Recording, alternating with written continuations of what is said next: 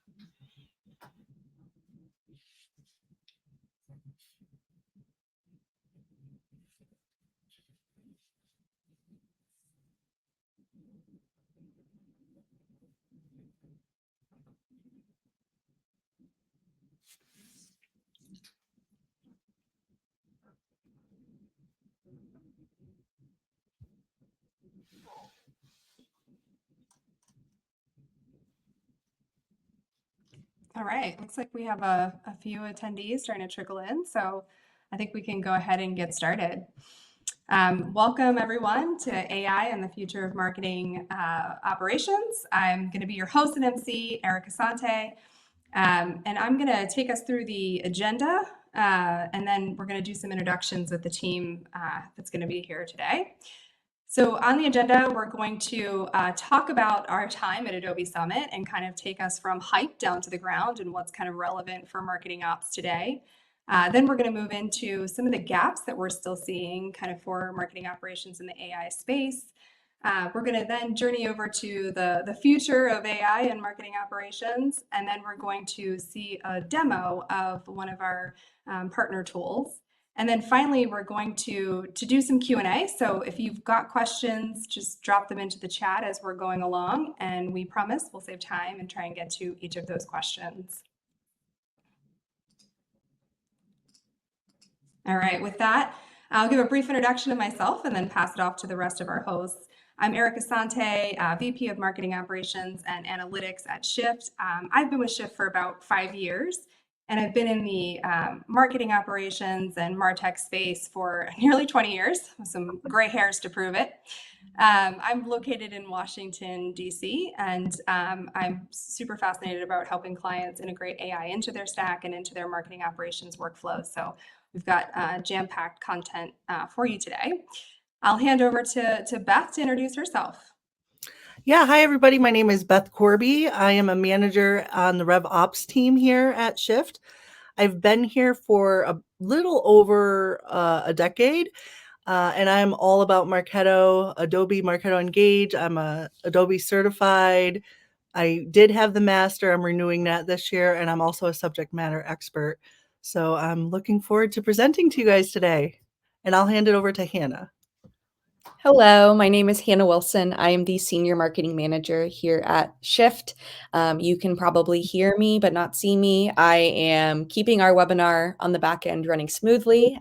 We are using Adobe Interactive Webinar today. So just ensuring that our hosts have everything that they need as well as the audience. So like I said, I'm the Senior Marketing Manager here. I've been at Shift about 8 years, and I am in charge of all things marketing operations on the Shift side. And we also are joined by a partner. So I will pass it over to Ahmed to introduce himself as well. Hi, everyone. My name is Ahmed Datu. I'm the CEO and co-founder of allGood. And my background is, I jokingly refer to myself as a recovering CMO.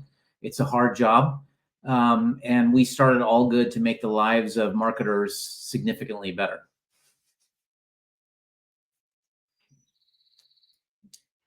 Awesome. I'm going to start off here, and I'm going to talk about marketing operations and the future of that with AI. So Historically, marketing operations and marketing operations teams have been very tactically focused. And the future, to me, takes that tactical focus into more of strategic orchestration. And to me, that's very exciting. So instead of doing all of those mundane, repetitive tasks, we're going to be focusing on more strategic things like designing efficient MarTech stacks. We're going to be optimizing journeys and workflows. We're going to be aligning teams around revenue goals. And to me, that's super exciting. So I hope you guys are feeling that excitement as well. I'm going to dive in, and I was fortunate and grateful to have attended Adobe Summit this year. So I'm going to talk about some of the impacts of what we heard at Adobe this year, and some of the fun things that are coming up in the roadmap. So the main theme at Summit was that we are in an era of AI. AI is no longer a future trend. It is a foundation of modern marketing. That was very clear at Summit. Every session we attended, they had a focus on AI. So really, MOP's team have to gear up for a major shift. And that major shift is less manual work, more strategic orchestration, and overall working smarter, not harder, which to me, that sounds like amazing. So I'm going to move on, and we're going to talk about the type of AI that we saw a lot of within the summit session. So of course, there's a lot of generative AI out there today. That's where we're in there, we're prompting, and based on what you prompt, you're going to get an output of text, code, images, videos, all of that good stuff. Well, now we're going to be starting to see the introduction of agentic AI. And this acts more autonomously, and it's smarter. So it's going to make decision. It's going to execute multi-step workflows, and it's going to interact with various systems to achieve our outcome of goals. So it's very exciting, and you're going to start seeing components of that within the Adobe infrastructure. So what are the Marketo AI capabilities today? So if you guys have migrated over to the new IMS, which is where you log in through Adobe Admin Console, you're going to see that Marketo had launched a new email designer, which is super exciting because it's drag and drop. There's no more the need to know a lot about coding. And within that, as long as you guys work with your customer success manager and you sign terms, you're going to see some of that generative AI functionality, where that functionality is going to help you with things like subject lines, copy edits, image edits. And it also integrates with Adobe's new Firefly component, where you're going to have the ability to have quick tailored visuals within your email. So super exciting. Other components of AI available today within Marketo Engage is the dynamic chat. So the dynamic chat is available. It's been launched, and they keep putting out great enhancements to that. And today they have generative AI components where you can use a library of generated questions and answer pairs. And then you can also have the dynamic chat generate responses in real time, besides waiting for somebody to answer like a live person. So this just provides all that flexibility that you need, and it has a more personalized engagement without you having to be there. Then we have interactive webinars, which we're using today and we love. It's actually today has generative AI capabilities where we can generate summaries, chapters, and FAQs for our audiences. So they have an easier way to digest the content that we're presenting. The other two components of AI in Marketo today is predictive content. So the predictive content piece is a little bit more machine learning than it is generative or agentic. And it really allows you to present content at the right time based on what that person or account or whatever was looking at in the past. So it's a really cool tool. I feel like it's a little underutilized, but it gives you the ability to offer up content without you picking and choosing. And then lastly, for enterprise clients, we have Adobe Express in Marketo. And this is where in Marketo, you can create and edit images rather quickly. If you guys are users of the old email template and email designer, it's kind of hard to update images on the fly, and this will give you that. So I'm going to dive in. Those are what we have available today. So let's look at the roadmap, what's coming in the future. And this is where I was at Summit sitting, clapping my hands and getting excited for all these things. So the first thing that I was really excited about was the idea of person journeys. And this is taking the nurture and drip campaign options from logic to flows. And that just got me super excited. So rather than putting all that logic in place within the smart list and such, we are going to have a canvas to generate a flow and how we want this to happen. It's been one of the biggest pain points of Marketo. If you're a Marketo user, you know. And then with that journey canvas, we're going to have the ability to use a new AI agent called Journey Agents. And this is going to help us not only automate the build, but also provide recommendations to how we can optimize that journey, and just ultimately get you better engagements and conversions. So that is my biggest excitement for the AI roadmap so far. That's scheduled for the second half of 2025. And just so you know, you do need to be on the IMS version of Adobe. So you should be logging in through the Adobe admin console to get that. The other enhancements that I found exciting were within interactive webinar.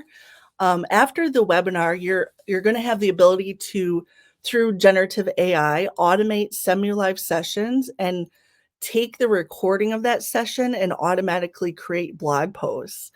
And then there's going to be this image to HTML, which is really cool because you can take like a static image design of how you imagine an email layout to be, and you can put that into Marketo, and it will ultimately create an HTML template for you without even coding. So that is a game changer in my mind.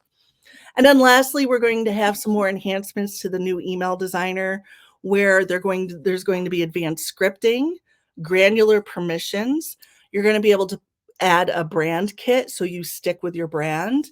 And one of the coolest things that I thought was the embedded approval workflow. So if you have an extensive approval process internally, you're going to be able to do that all within Marketo itself. So a lot of exciting things within this. So that's just Marketo, but let's talk about Adobe overall. So this was the vision slide that I found most appealing at the Adobe Summit. And it really breaks things down in three main pillars, from content, data, to journeys. So we're thinking from the point that you're creating content to the point that a journey happens all the way to conversion. Adobe is putting out, or their vision is to create the Adobe Experience Platform Agent Orchestrator. So along this path, there will be specific AI agents to help you with those things. And they call it the customer experience orchestration.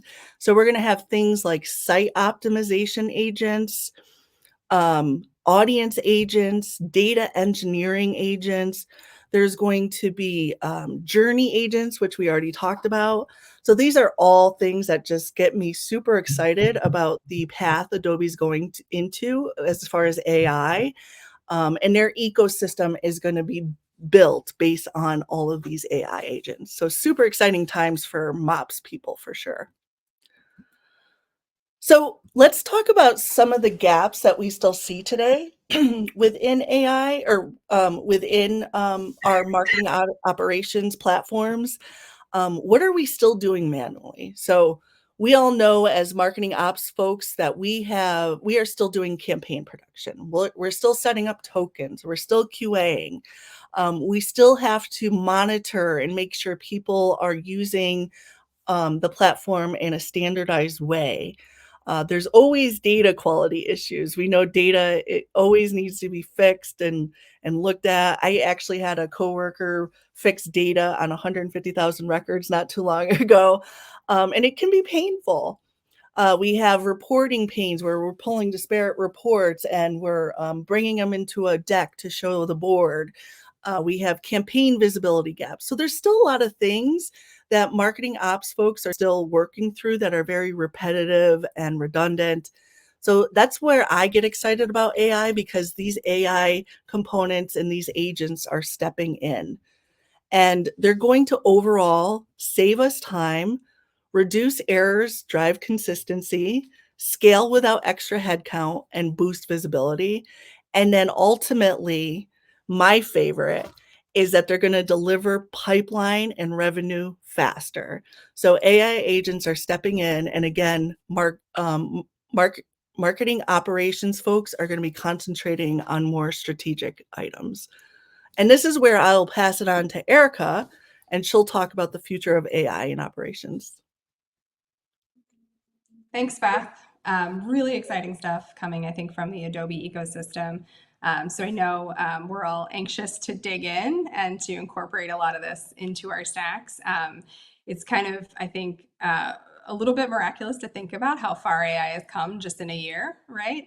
It was sort of a solution looking for a problem even just a year ago, and now seems like infinite possibilities. And I think, the question for marketing operations and for all of us really becomes how do we, intentionally incorporate or integrate AI into our full stacks? How do we kind of get to the place where we are seeing the value that Beth was just speaking about, or it's saving us time, or it's helping us close deals faster, where we're able to get to enough data that it's surfacing insights we wouldn't have had, without it. So I'm going to talk a little bit about just that topic in this section. And so I think if you, when I think about our stacks today, and your stack is probably similar, it's a little bit like the man behind the robot here in this picture. We're sort of coexisting with AI at this point, and we're not fully integrated.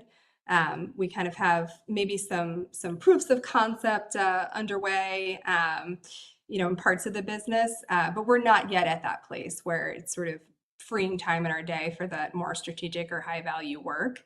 And I think also when I think about a lot of the AI capabilities that are rolling out in some of our partner ecosystems like Adobe, and even Salesforce and a few others, I start to imagine this scenario. I don't know about you guys, where as we're managing a tech stack and we've got some silos there, we start to then create some AI capabilities, like in maybe an intuitive chat in Adobe, and then maybe a prioritization engine inside of Salesforce, or agent inside of Salesforce. And then we're starting to manage those silos on top of kind of our technology stack.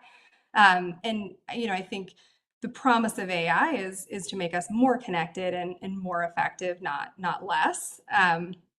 So I think that's where we want to kind of take a step back and think about how do we approach incorporating AI into our stacks in an intentional way. And that's where really we're seeing the sort of need for us and for our clients to kind of embrace a couple of key tides that are really impacting tech architecture as a whole.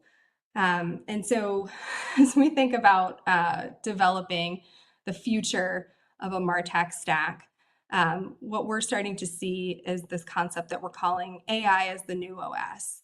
And what we mean by that is rather than the kind of siloed AI capabilities across our ecosystems within our tech stack, AI really becoming a cognitive layer that works across our technologies and across our functions in business. Really. And I know that we can all probably appreciate, in order to accomplish that, in order to do that, we have to get pretty intentional about the data infrastructure that we build in our stacks. We're going to start to see businesses really win with AI who have really quality, clean and available data that they can then use as fuel for this AI cognitive layer, and really anything that you do in marketing, right? I think that that piece of it is not necessarily a new concept, whether you're looking to improve marketing outcomes, have deeper personalization, or whether you're looking to leverage AI effectively. Like having clean and quality data is queen in either case. So I think when I also think about today's tech stack, so pretty, I think accurate representation of most of our tech stacks today. We've kind of got a few layers of business systems probably owned by IT. We've got a data management and media management layer. We've got that primary orchestration layer where we've got all of the Adobe ecosystem and Salesforce ecosystems, Braze, and a few others kind of coexisting together. And then we've got that measurement layer. We're trying to kind of funnel a lot of that data up to BI tools, so we can kind of understand what's going on across the business and give our end users a shared kind of picture of success. But I think we've become, over the years, in marketing operations and in technology, we've become experts in these systems, and a large part of our job is integrating these systems and in the conquest of that 360 view of the customer that's really going to enable us to drive personalized and enriched customer experiences. But I think the reality is that we still have some pretty significant data centricity gaps in doing so. And so just to kind of further illustrate the point here, I've also got a look at a common, just like e-commerce use case. And this is a slide that builds here. So right as we're connecting our commerce systems to our CMS system, to our CRM, we're making connections into our back office and our DAM. We're making connections into our marketing automation system to be able to send out communications and transactional emails into our service organization so that they can sidecar the deal, right? And then we're also making integrations into our BI technology. We're hoping to kind of like bring that parity of insights. So I think hopefully everyone can kind of appreciate the scenario here and the way that we're approaching developing our tech stacks today. And what we're seeing is a need to kind of pivot in the way that we think about what a stack looks like today and what it'll look like tomorrow as we're integrating AI. And when we think about that, and as we're guiding clients in those decisions, we really are thinking about it in terms of this transitional stack. We're seeing a huge need to ensure that we lead with data and that data layer, and bringing clean and available data to our entire stack. And then we're seeing this pivot where we have an AI services model that sits on top of that and sort of between our data layer and our SaaS platforms. And I'll layer on just some logos so you can kind of follow me here, right, of the common tools that we have in our stack today. So we really want to get to a place where our data is able to fuel the agentic AI layer, or this cognitive layer of our stacks, that can help us create workflows that mimic the way that our teams work today, right? As we're looking to improve how we're going to qualify leads, how we're going to go about the campaign production process, for example. We're going to see the need for these tools to work across systems and across functions in the business rather than siloed. And so I think when I think about the transitional stack, I think of that in terms of the long-term milestone on this roadmap of your AI tech stack integration. And then we very much see the need for some short-term milestones kind of in parallel paths. So as we're kind of developing that data layer, the time is, the good news is the time is now to start to look at how some of these other AI players that close some of the gaps that Beth was speaking about before fit into our stack. How do we, what workflows do we need to develop and that might be relevant to fold AI into to make an impact for our teams, to help us go to market faster, to help us qualify deals faster, to help us get insights faster. And so that is, I think where we see really the evolution of for marketing operations in particular. And we're seeing a few players in the market that have fantastic options here. And then I think the other value about kind of approaching the short and long-term milestones in this fashion as you're integrating AI into your technology stack is that you have the ability to kind of test these workflows over time. And as the data management layer develops, they're really just going to get smarter and better at adding value to the business.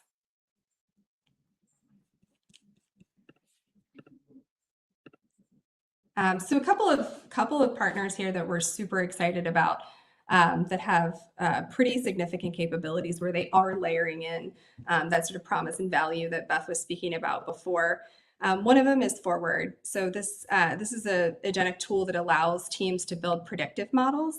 And so, really from lead and account conversion, scoring, and churn models, they offer a no-code platform for marketing operations teams to be self-serve.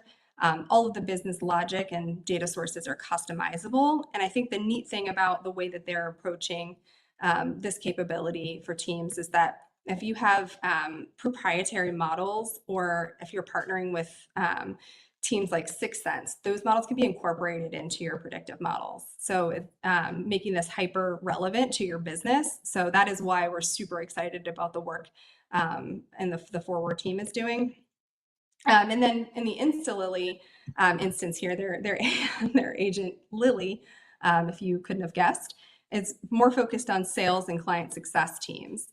So as those teams spend a significant part of their day really working across systems and data sources to understand how to prioritize accounts and really understand and develop like plays and strategies to run against those accounts. This is where a lot of the agents that Lily offers can help the teams actually surface insights in real time, down to the account engagement level, propensity to buy, churn risk, and this tool actually helps teams also be able to plan targeting and mitigation strategies as well. So that's pretty neat, right? And we've got AI kind of helping on the strategic front as well. So pretty exciting stuff. And then finally, allGood. So this agent in allGood, Mary, she is a marketing operations assistant, and it is pretty phenomenal. I think the manual sort of workflows around a lot of the data quality, data management work that marketing operations professionals do that take a ton of time out of their day and really stretch across the business. They're able to streamline for teams. And then another neat thing about this technology as well is that they're able to streamline the campaign production process and help you truly enable a self-serve model, which I think is like, in some cases, right, the holy grail for sort of time back in your day to focus on high value strategic work. So like I said, super excited about some of the real ways in which these tools are kind of working across stacks and across functions and workflows in your business and truly bringing the value that we all want to see from integrating AI into our MarTech stacks. But I'm a big fan of let's not just talk about it, let's see it. And so I'm going to turn over to Ahmed from allGood to give us a demo of Mary so we can see it in action. Sounds great. Thank you, Erica. Let me go ahead and share my screen.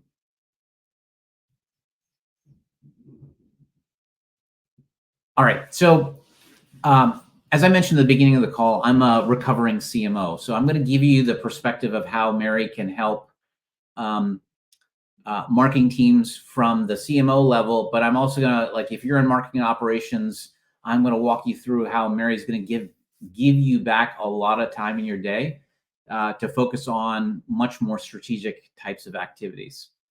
So for me as a CMO, the biggest challenge was always pipeline, and marketing operations to me was a big enabler of that pipeline. And so for me, it was like, how do I build more pipeline and how do I make sure it converts quickly? So it would be the middle of the quarter and I would notice that we're short on our pipeline number, and I would come back to my marketing operations team and I would say, how many more programs can we spin up today? And they all looked at me like I was crazy. Like you could just snap your fingers and programs would automatically appear in Marketo. And invariably it'd be like 2 weeks to spin up a single program. And I would just be like, well, 2 weeks is too long, because by then the quarter is over and I'm not able to build campaigns. But what I didn't truly appreciate until I got really into the weeds is just exactly how much time is spent building campaigns. And the fact that most of my MOPS team was burdened by all these operational nitty-gritty related stuff. Like I always viewed them as being a strategic arm of marketing, but they never had the time to actually do the strategic thinking, right? So velocity was one key thing. And the second thing that frustrated me is we would generate all of these amazing leads. I would see them come in, like the right title, right company, and yet they didn't make it in the pipeline. And so when you start doing the postmortem, like what happened to that lead, I would realize that there were operational flows, processes, whatever it may be, that caused leads to actually never make it into the pipeline. So what good is it running programs if they generate good leads that never make it to sales, right? So that said, we created Mary to solve a lot of the marketing operations problems. Mary is the world's first AI marketing operations assistant. And as Erica said, one of the key things about Mary is you could have teams self-serve. So all of the highly repetitive, time-consuming, soul-sucking work that no one wants to be doing, just give it to Mary, right? And so I am going to start by walking you through a bunch of different use cases. If I were to try to group the use cases that Mary focuses on today, and mind you, we're always building on these use cases, they fall into three categories: campaign operations, data operations, and then lead management. On the campaign operations, it's everything from building emails, webinars, the kinds of campaigns in Marketo, to dealing with list uploads, reply management. On the data operations side, it's a perpetual, how do I keep my data clean? So how do I deal with normalizing the data, classifying the data, enriching the data, then being strategic around identifying buying groups and personas. And then around lead management, it is all about how do I make sure that the leads that I'm generating get mapped to the right account and that those leads ultimately get routed to the right sales rep, right? So we're in the process of leaving no lead behind. So I think we've opened up a poll around what are the 2 use cases from this list of 5 that you'd most want to automate. And I can see that there is it's pretty evenly split across all of them. But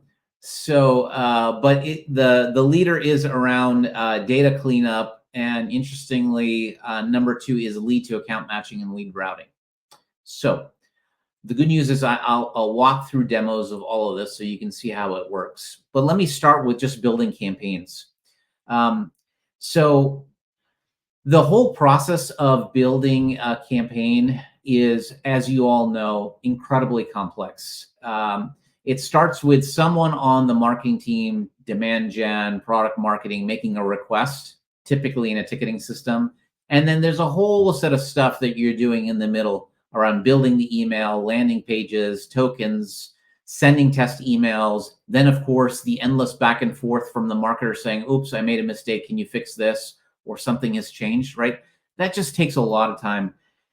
And as we might to try to standardize this process so that it all flows accordingly, what ends up happening is we end up creating all of these forms and processes. And so our end users sometimes complain that this feels like I'm at the DMV, like I got to fill out all these forms in order to do something very simple, right? It doesn't have to be this way. With Mary, you can have Mary basically take over all of the middle work. You still have full control. So you're still going to review stuff. You're still Mary never sets a campaign live. So you have complete control, but all of the stuff that you really don't want to be doing, like updating tokens and cloning campaigns and making sure the naming conventions are correct, Mary can take care of all of that. And so from an end user standpoint, the only thing that they have to maintain is a Google Doc or a Word doc. So they create a campaign brief just like they normally would. They can, in that campaign brief, have all of the content for, in the example I'll show is a webinar. They can upload images into that campaign brief, and Mary will take care of uploading the images, updating the tokens, creating the program, enforcing your naming conventions, making sure it's in the right folder structure, all within minutes. So let me show you how this works. I will start with a briefing doc here for an upcoming webinar. I go into a ticketing system just like I normally would, happens to be Asana, and create a request to create a webinar. I assign the campaign brief, but now instead of assigning it to a person, I'm going to assign it to Mary. Mary's going to look at the campaign brief, go into Marketo, start building the email landing pages, and when she's done, she's going to send the requester a test email so they can review it. I can then see the email, verify that the content in the email maps what was in the campaign brief, formatting looks good. Then I go ahead and I look at the landing page that Mary has also built, and I want to verify that the content on the landing page is correct. At any point any point in this process, let's say the user needs to make a change, they just go back to the campaign brief, add a new image, change the text, whatever, and go back to the ticket and tell Mary, hey, Mary, I made an update. Can you update the email and landing pages based on my updates in the doc? She will figure out what's changed, go update all of that content, again, send the user a preview email. When the user says this looks good, at which point you then can set the program live, or you can allow the end user to completely self-serve and they can set it live. I probably wouldn't trust my end users, so my sense is the marketing ops team should control the final review, but it's totally up to you in terms of how you think about that process. So there's an example of Mary going through the process of building out a campaign.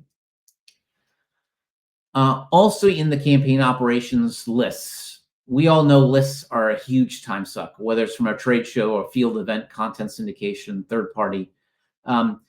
And what Mary does is she will take the list. You all probably have templates that you ask your field marketers to follow. If you're really lucky, they follow them to a T. If not, like most of us, they just throw it over the fence and we spent time cleaning it up. You got to also go through the process of normalizing the data, classifying the data, enriching it, and eventually uploading it. That's a very time-consuming process. It can take hours, if not days, to upload lists. I can show you how it can happen in minutes. So here is Mary. And this time I'm actually going to go into our interface as opposed to creating a ticket. And I'm going to chat with Mary directly. Mary's going to ask for the spreadsheet. So I'll upload the spreadsheet. She's going to compare the spreadsheet that's submitted with your template and identify any changes. And we'll see, here's the first thing that she's noticed. There is supposed to be a column in the spreadsheet called person address. There isn't that column. However, there's a column called country. Mary now, and this is going to be very important, in a rules-based automation system, this would get rejected and it would get kicked back to the field marketer to fix the spreadsheet. Mary can actually reason. So she looks at this and says, country is probably the same thing as person address. She goes ahead and makes that change. She will then go normalize the data. So I see the full country name for Canada, and she'll change it to 2-letter abbreviations. She will clean up and format the data. So here's a phone number. She happens to notice that this phone number is not real, crosses it out, at which point she can call your enrichment provider. We also have 30+ enrichment providers to figure out what is the right contact related information. And most importantly, no more breaking a spreadsheet into 5 different spreadsheets based on campaign member status. Mary will upload the program, the list directly into Marketo in the campaign member status, right? All done in minutes. That is list uploads. One more thing around reply management. I don't know how many of you all are monitoring the marketing inbox when you send campaigns for unsubscribes, out of office, all those kinds of things. Mary will actually monitor the inbox for you. She will identify and classify emails that are coming in, emails that are actually people emailing marketing saying, I have a question, can I talk to sales? She will identify those emails, route them directly to sales. Anyone who's unsubscribed or requests unsubscribe, she'll connect into Marketo and do the unsubscribes. She can also even classify when people have left the company. In this example, there's an autoresponder that's in German. Mary speaks over 30 different languages. She translates that to say this is an out of office message that says the person is no longer in the company, at which point you can then instruct Mary to remove this person from Marketo, or go ahead and call an enrichment provider to figure out, like, look at LinkedIn to figure out where have they landed, and then correspondingly update your information in Marketo. So that is reply management. On the data operations side, we have something called the contact washing machine. And this is the idea of going through the process of cleaning your data, either as it comes into lists or as it comes in from a web form, or actually just cleaning all your data in Marketo at one shot. Mary can do a whole host of stuff. She can translate all of your leads, job titles, whatever, from foreign languages into English, because you probably have rules that are set up for like lead scoring and routing that are all based on English. So she can do that. A whole bunch of standardization on state and country. If you have folks, particularly like content syndication, or maybe people submitting forms on the website that are submitting personal email addresses, we all know how much sales love following up with leads with personal email addresses. They never follow up on them, even though that lead actually might be a VP at Citibank. So Mary can actually go identify from personal address what is the company that the person works for, what is the size of the company, what is their corporate email address, so that when it goes to sales, they realize even though they submitted their Gmail account, this is actually a real prospect at a good account. And then most importantly, being able to classify a lead based on job title. So you can start building smarter segmentation around job level, job roles. Here's an example of a lead that comes in. The lead was in Korean, and Mary translates Korean into English, so we know what the job title is. Then she goes and enriches the information from over 30 different providers, including finding out their LinkedIn URL, which is always beneficial from a sales standpoint, because that's what they're going to go end up looking for anyway. And it's all about speed to lead, which is how you get improved conversions. Like, how do you deliver to sales everything that they need to immediately follow up? And then lastly, she goes through the process of classifying this job title. Like, is this an individual contributor? Are they in engineering? Are they in sales? Are they in finance? Because that all will determine whether this is a good ICP fit, right? So, and she can run through this when someone submits a web form. We have a webhook that can be called. It could be an operational flow inside Marketo, or it could be just run on a periodic basis against your entire database. On the data operations side, there's also the ability to do junk detection. So people who submit forms on the website, how do you know it's a real lead or not a real lead? Because again, we know how much sales loves when marketing identifies an MQL that is actually a junk lead. They start ignoring all leads from marketing. So here's how Mary can classify this. I alluded to the fact that I think what is core to allGood is this notion of moving away from rules-based systems to reasoning-based systems. Rules are very, very brittle. As it relates to junk detection, there is no way you're going to be able to identify all the variations that people will put in terms of trying to put in a fake username, full name and last name. But with Mary, she can actually reason, look at information, be able to say, is this real or is this not? Being able to block competitors, being able to identify burner emails, because the burner emails are constantly changing and evolving, and you don't need to go back and update those rules. Here's a lead that was submitted on the website. And you jump up and down, you see the company is Starbucks. If you have some rules set up in your system, maybe this automatically gets MQL'd. But when it gets to sales and they look at the name, and they look at that name, they're like, there is no way that name is real. And they look at the phone number, they say, that's not real. Guess what? Mary does the same exact thing. She identifies this as fake. And you can see that she's saying that the username in the email itself and the name that's provided doesn't look real. And so therefore she classifies it as junk, and this never makes it in the hands of sales, right? Ultimately, it's going to improve your MQL conversions because you're sending less junk, and the stuff that's actually going over is real. So that's junk detection. Lead to account matching. This is a perpetual problem, as is lead routing, right? It's another example of rules-based systems that are out there. And these rules-based systems, they struggle with abbreviations like BP versus British Petroleum or Citi versus Citibank, right? When you have an email domain that is different from the company domain, they struggle because they don't match, right?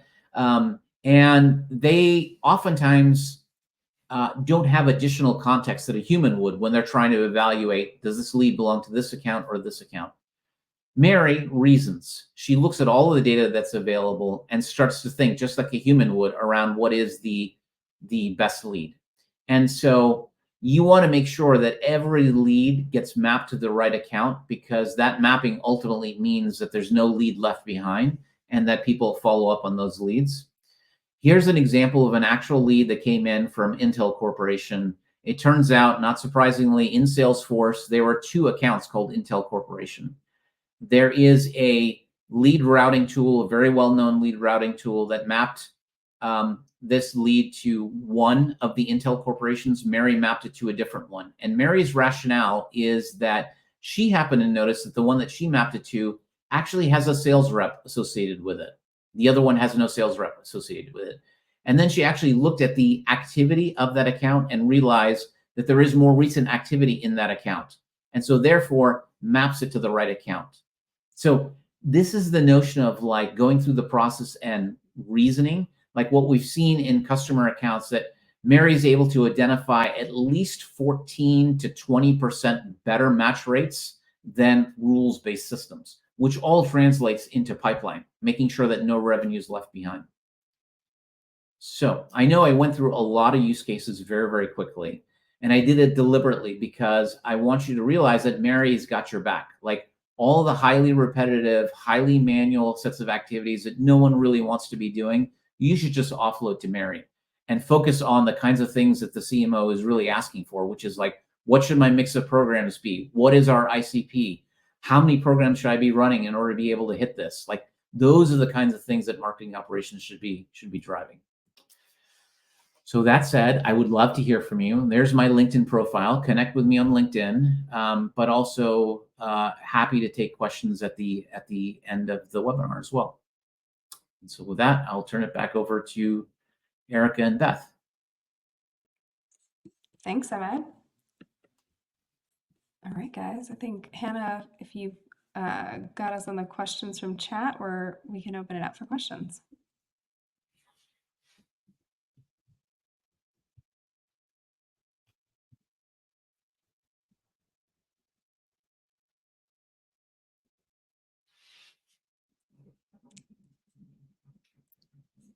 You guys are going to make it that easy on us? No questions?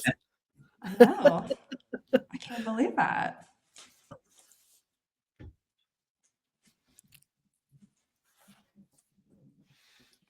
All right. Well, if no questions, which is surprising because I know there's definitely some heady topics for sure in here. I will say that on the next slide here, we do have an actionable AI readiness guide that it can help you plan through some of the workflows and use cases for how you may want to intentionally incorporate AI into your tech stack. So QR code here for you guys to download that. And yeah, any questions that come up, feel free to reach out to us. We can certainly help you guys plan through those workflows and use cases. But if no questions from the group, then we'll go ahead and wrap up. Thank you guys so much for the time today. We've enjoyed spending it with you. Hopefully you've learned something, and we'll see you next time. Take care.